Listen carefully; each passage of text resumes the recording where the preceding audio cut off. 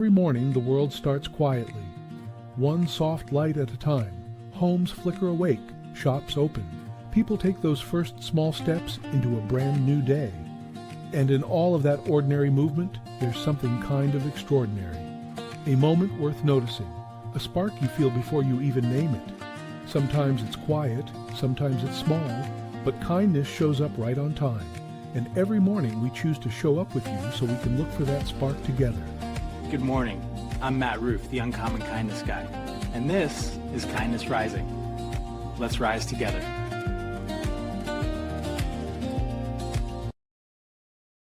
Good morning, good morning, good morning, everyone. Happy Monday morning. I'm Matt Rouff, and I am back for Kindness Rising this morning. This past weekend, I went to a magical place. It wasn't Disney World. It wasn't a concert.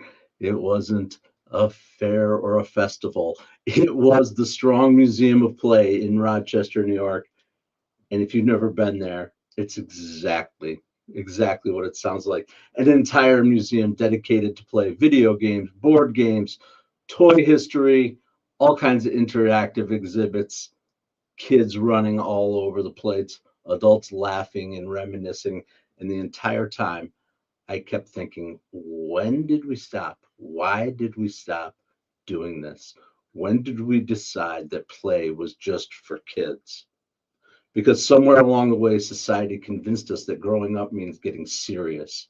But what if we've got it backwards? What if we don't stop playing because we get old? We get old because we stop playing. And today we're kicking off a full week exploring exactly just that. Thank you. Good morning. Get involved in the comments. Come say hello in the chat. This is Kindness Rising, your morning dose of hope, humanity, and heart. You know, look at the music. It really started. I hope everybody's having a great day out there. Looking forward to another week of getting up and getting after it. My buddy Mike Sullivan is in the house. Mike Sullivan, future life coach. I appreciate you for sure. Happy Monday. I heard you guys are about to get walloped with a little bit of a heat wave out there. Is that true, Sully? What do you know about it? I just saw that in the news this morning. The West Coast is gonna get hit. We are. And Roseanne Rouff, good morning, Mother. Good morning. Welcome into Kindness Rising this morning. All right, we're talking about play. We're talking about playfulness at work. We're talking about how to adjust this music. We're talking about the Strong Museum of Play. We're talking about why play is so essential for us as we get going in our world, to not forget to play, because play is not the opposite of work. Burnout is. There's actually a growing body of research around this and about playfulness in the workplace. And studies actually show that employees who experience playful environments report higher creativity, stronger collaboration, lower stress, and better problem solving. Because play challenges how our brain approaches problems. When you're playing, you're curious, you're experimental, and you're open. And that mindset is where innovation lives. Think about the most creative environments in the world. Pixar, Lego, Google. These places intentionally design space for employee play, not because it's childish, but because it's actually productive. Play breaks down hierarchy, it creates connection, and it invites curiosity.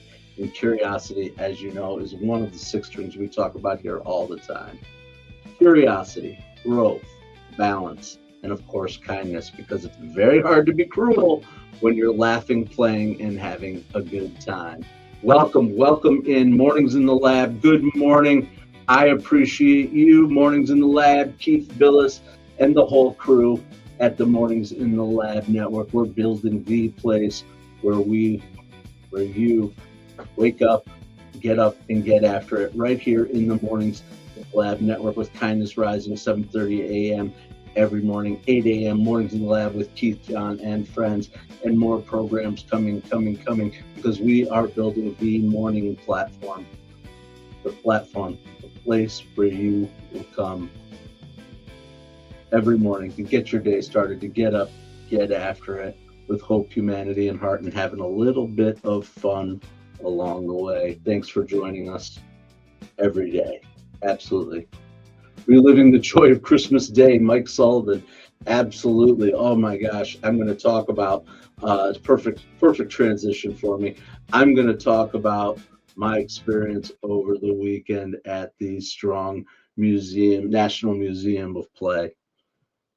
Right? And that's the spotlight for today, because it's a nonprofit that isn't just about toys. It's about the history and the science of play itself and the impact that play has on our lives. Absolutely. It's got the National Toy Hall of Fame honoring toys that shape generations, and a whole bunch of amazing exhibits I'm going to show you here shortly. If I can get this thing going here. Oh, boom. All right. This is it right here, the Strong Museum of Play. Absolutely the ultimate play destination. It's really cool. Check out that building. The building in and of itself is a work of art and really cool. It's huge. You're only seeing part of the building here, the entryway. I'll show you some more of the cool stuff that they have there, just because if you're ever in Rochester, New York, you really have to figure out how to get there. They have all kinds of exhibits in the museum. They've got inside, they have a carousel and a train inside the building that kids can play with or play on, go on, ride on, all kinds of things. The butterfly garden is really cool. Check this out. It's an entire garden, a huge building, all with butterflies inside year round. Amazing, like a rainforest environment that you can go around and interact with butterflies. Like I said, the building in and of itself is shaped like a butterfly. Like, how cool is that? That's the other piece of this. Basically museum campus. I don't know how else to put it.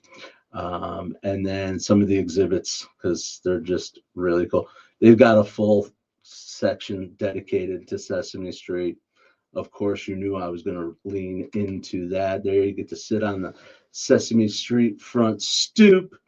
Absolutely. All about digital worlds as well. Here, I'm going to show you some of the cool stuff. They have a short-term exhibit called Grossology, which is hysterical. I know, when you were kids, we learn about body functions and gross outs, and trust me, it was a fun and interactive. Crazy Place Snot was ridiculous. They had a Hello Kitty exhibit. They are the other things, the impact of culture. They had a short-term exhibit, about Black doll designers. Amazing, the social impact. They have an entire room that's every console that was ever built, and you can actually play these giant consoles. Look at the size of that Super NES controller that you can play on. An entire game land, of course. More digital worlds, games. I'm going to just go on and on. An entire arcade of just car racing games. Ton of fun. The National Toy Hall of Fame, which is really cool. What I love about that, what I found it really interesting and fascinating, every year they nominate or they elect new toys into the Hall of Fame. And some of them are as basic as a cardboard box. A cardboard box is in the National Toy Hall of Fame. That to me is actually really funny. A blanket. The blanket was in the National Toy Hall of Fame. We turned it into a cave. We turned it into a fort. Do anything you want. It's pretty amazing the way they encourage imagination. Place that I spent way too much time in, but had a blast, was in the pinball playfields. I loved pinball as a kid, and spent a little time there over the weekend for sure. Oh, it just goes on and on, guys. Come on. I mean, I can tell you about every single one. And of course, my kids, they have a whole Berenstain Bears exhibit as well. Comic book heroes, all kinds of stuff.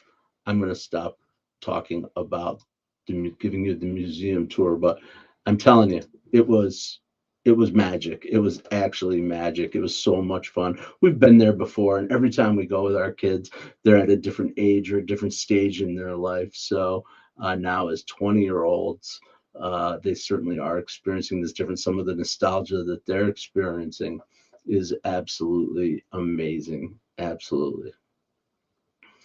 Absolutely, absolutely. A powerful place where the seriousness drops away and curiosity comes back. Fascinating, fascinating place. The National Museum of Play in Rochester, New York. Check it out. Ryan, appreciate you. Welcome, welcome. It's been a while since I've talked to you. I hope all is well for you. Thanks for jumping in and checking it out. Play by Stuart Brown. Favorite books about how we all have play. Okay, I'll have to check it out. I wouldn't doubt, I did not see that they had a ton of research. They actually have an entire laboratory, child psychology laboratory inside of the Strong Museum of Play, which is pretty cool. It's all research based. University of Rochester.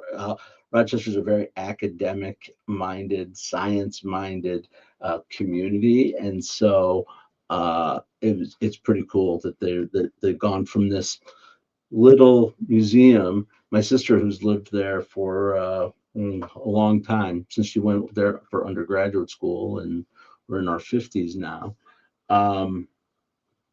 remembers when the Strong Museum of Play was actually just the founder, I forget her name, sorry, the wife of the Strong guy, the child, I don't even remember, but Wilfred Strong, I forget her name. Oh my God, I feel terrible. Winifred Strong. Anyway, the museum started off as just her dollhouses and her toys that she grew up with this wealthy family in Rochester, and she wanted to share her love of dolls and dollhouses and miniatures and things like that with the world. And so she started this museum that was basically part of her home, right? I think she died in like 1960 or something like that. And for a long time, it was just her home as this museum, but then it grew over time as people started donating money and started investigating and turning in. People were attracted to it, started bringing in more toys to talk about, and it's been a really, really, really cool. Yep. Oh, Sully, Berenstain Bears was awesome, right? Big time stuff from even from back from our childhood. My kids loved it. They have a whole wing, a section. They actually have the Berenstain Bears town set up. You can climb around in the tree house and stuff. Pretty cool. Absolutely. That's a great segue too. Sully, you're like producing my show today. Basically, every time you say something, I'm like, oh, what can we talk about next? Oh, we're going to talk about branding. Well, Berenstain Bears certainly is a serious childhood education a brand for sure, and a childhood play brand, and there are a ton of them. But what we're talking about is how playfulness can really be a good and important part of brands. There are so many brands out there that lean into that, and it seems to be important that we connect in that way. Goofiness, curiosity, joy, and experimentation versus being all serious and buttoned up. And because if you're serious, if you're serious and you're known as being serious, you may earn people's respect.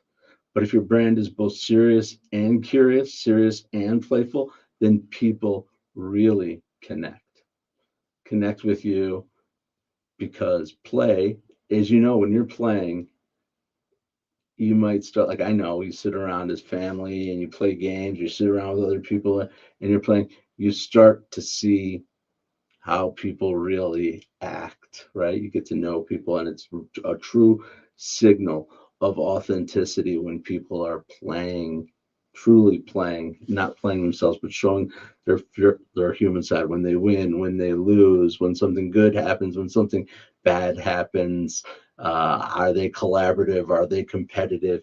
You can really learn a lot about people as they play. Absolutely. Absolutely. But the key is when you're playing, you're alive, right? That is the key. So you're really showing yourself, you're alive. Play is literally part of our culture, a huge part of our culture, huge part of the culture of the worlds that I love personally too. Things like obviously the jam band scene, the Grateful Dead coming out of the beat generation, and the playfulness of the merry pranksters in the 60s, in the counterculture, and in Haight-Ashbury and the Bay Area. um, Play literally became part of that culture, right? They would play games, a lot of pranks, that kind of thing, harmless pranks. But it's that experimentation without fear, that um, just pure joy and playfulness of whatever happens, and being willing to accept that, that makes play so important to us. Absolutely. All right. Well, good morning, everyone. Welcome again into Kindness Rising. It's a Monday morning. We're talking about play. We're going to talk about play all week long. I love picking a theme for the week, and just going with it, right? Last week we talked about play. We talked about business cycles.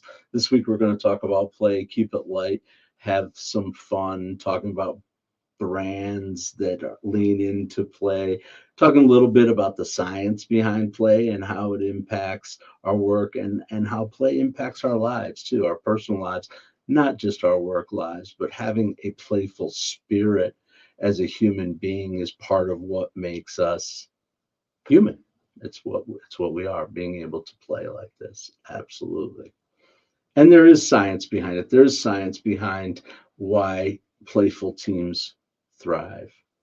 The idea that play helps people perform better isn't just a feel good philosophy, it's actually backed by research.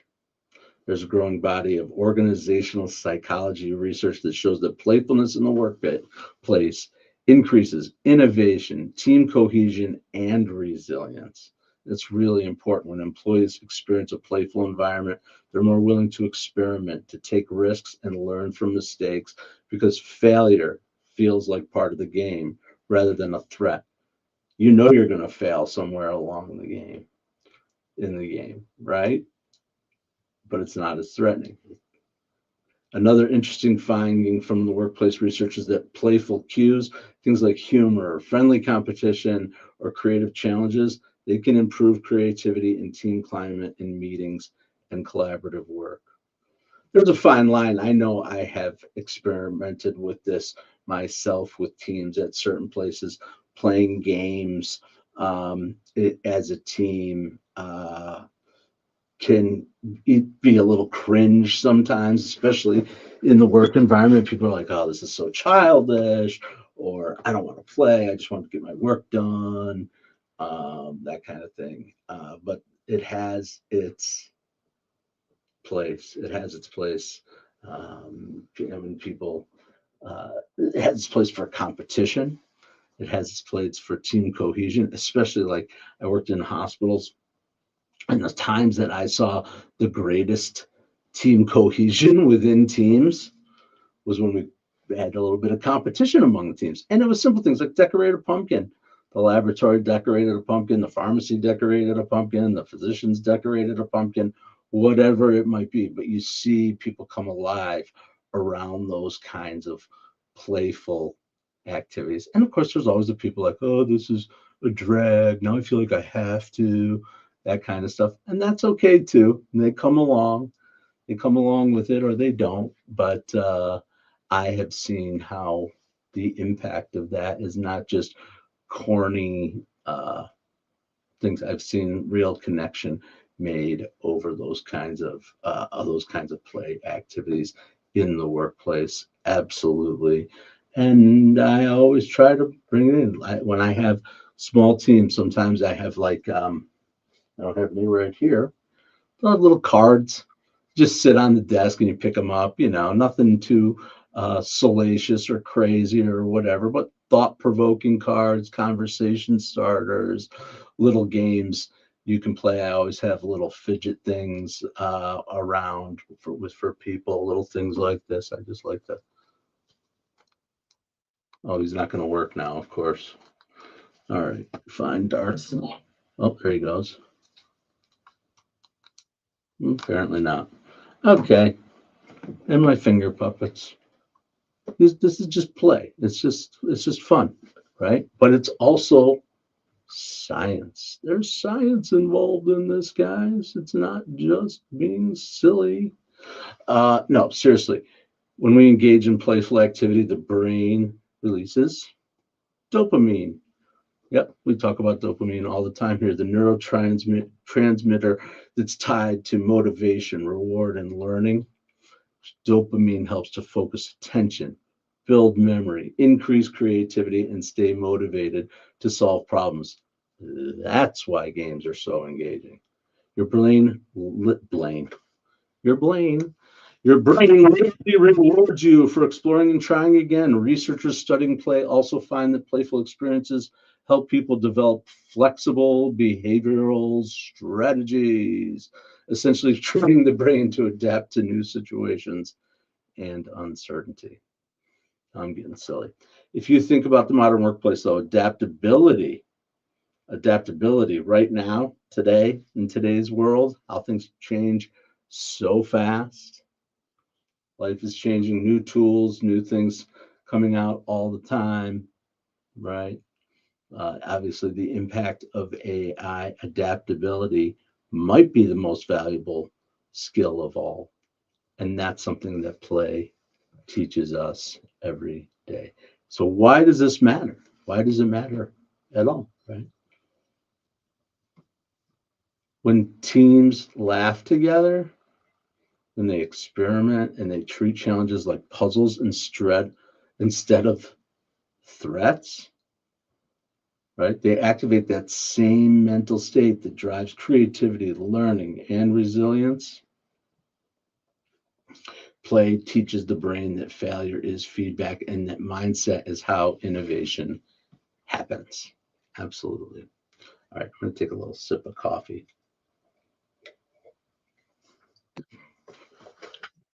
All right. Straighten myself out a little too here because I'm a little crazy. All right. How about some more tunes? It's been a while.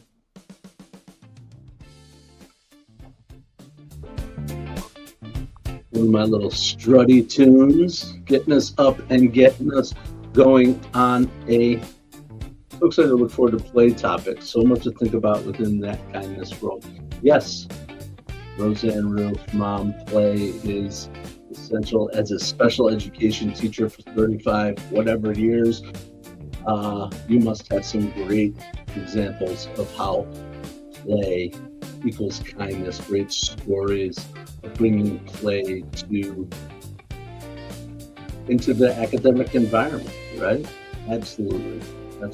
Not just okay, what I have not just in terms of being able to teach. It's one of those mornings. Absolutely one of those mornings. Activating the exact same mental state that drives creativity, learning, and resilience. Yep. Here's our kindness call. Let's get back on track. Yep. The challenge for today. We'll call it the play experiment. Do one thing playful today. One playful thing, something small. Take a walk somewhere new. Try a hobby you haven't touched in years. Pick something up, a game, draw something, build something. Just be curious, because curiosity is the doorway to your growth. And growth is what keeps us young. right? I started the episode today with the conversation of the statement, right? The statement that said, what did I say? You remember what I said? I remember what I said. I wanted to requote myself. We don't stop playing because we get old. We get old because we stop playing. Absolutely. Absolutely. And this is play. We're having a lot of fun playing here. I consider this play sometimes. I'm playing with songs. I'm playing with the dials. Sure, it's a game, but it's also me bringing myself to you every morning, 7:30 a.m. Eastern, here on Kindness Rising. Absolutely. All right. That's the play experiment. Get out there, do something curious, walk through the doorway of growth. Curiosity is absolutely it. Being open-minded to things. That's what play does for us, exposing us to new ideas and growth that helps to keep us young. I appreciate everyone who's come out here today for Kindness Rising at 7:30 a.m. Eastern on the mornings in the lab. Come and join me and John this a.m. Yes, everybody get over there and join Mornings in the Lab. Absolutely, Mornings in the Lab with Keith, John, and friends. Come and join them. Maybe I'll come over and join them too. No, I'm always there, but maybe I'll actually be there, be in the studio. We'll see. Maybe I'll surprise them. No, I think I will get over there with them. Absolutely. Absolutely. As we continue the conversation about burnout, I think they're going to be talking about over there today. I led with that as well, right? I led with that. Burnout. Play can help us to reduce burnout for sure. Absolutely. And yeah, that National Museum of Play, the time that I spent with my kids, I mean, that was for perhaps the most important part of the whole thing. My kids and my sister who's brought us to the National Museum of Play before, but we actually had access to some of the photographs that we've taken in the past, like going back to when my kids were like 3 or 4 years old, and recreated some of those photos. It's on somebody's camera. We haven't figured it out yet. I'll be interested to see if those pictures come out, those recreation photos, remembering from when my kids were just little tykes. Yep, absolutely. Well, thank you again for joining me. Thanks for joining here on Kindness Rising. I come here every weekday morning, 7:30 a.m. Eastern, to get you up, to get us up with a little hope, a little humanity, a little humor, and a whole lot of heart. So let's keep going at it. Come on back tomorrow morning, 7:30 a.m. Eastern. And remembering this, we're going to be talking about play, and play reminds us of something important. We are not machines. We are humans, and humans learn through exploration, through laughter and curiosity. So all this week on Kindness Rising, we're going to be diving deeper into the power of play, gamification, the neuroscience of play, playful leadership, and how curiosity might be the secret ingredient to staying energized in life and work. Because maybe the real goal isn't to become more serious as we age. Maybe the goal is to remember to stay playful, to stay curious, to stay uncommon, and to stay kind. Everybody have a great day. I'll see you tomorrow morning. What if your mornings could be inspiring and ridiculously fun? Kindness Rising isn't just a show, it's a full wake-up vibe. It's freaking fun, people. Yeah, man, it's got real get-after-it energy. I love it. Wake up with Kindness Rising. I help purpose-driven people grow their impact. 5-ingredient recipe to help you build your personal brand. Get out there and take kind action. If it's live, they'll feel it. On Kindness Rising, we bring you proven strategies and fresh ideas you can actually use. If you're not failing, you're not trying. Exactly. Fail fast, rebound faster. You'll see the bloopers and the genuine connections that make kindness contagious. We sometimes get into a little bit of trouble. Pretty much my life made the list. You can trust what you see right here is honest, respectful, and uplifting. Social impact organizations, and we always talk about them. Try kindness. It's way cheaper than therapy. You just made my day.